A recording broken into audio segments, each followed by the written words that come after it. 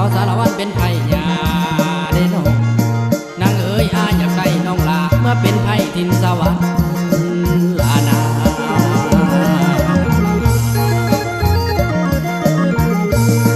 จำปานั้นกำลังบาน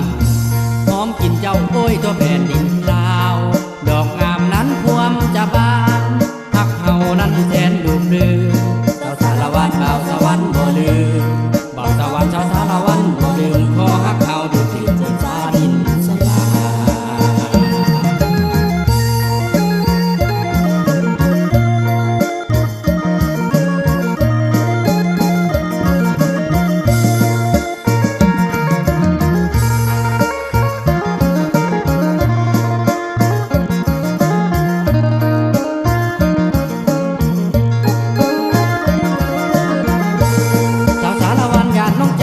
เหตุการณ์บ่คือมักเพชรกินยำได้พ้น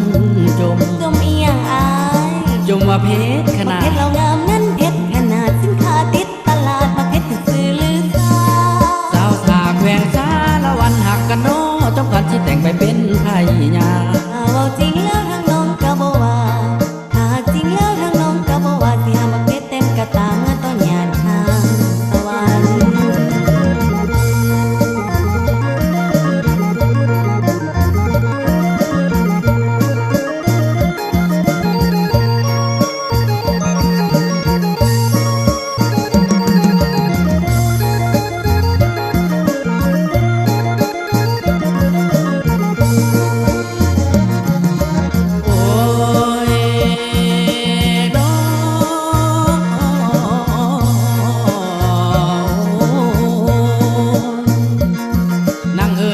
ประสงค์ต่อไม่อายจึงแบกควานมา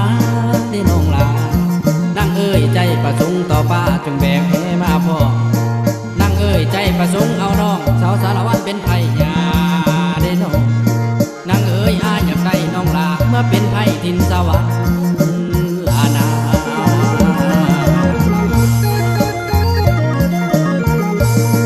จำปานั้นกำลังบานหอมกินเจ้าโอ้ยตัวแผ่นดินลาวดอกงามนั้นพวมจะบ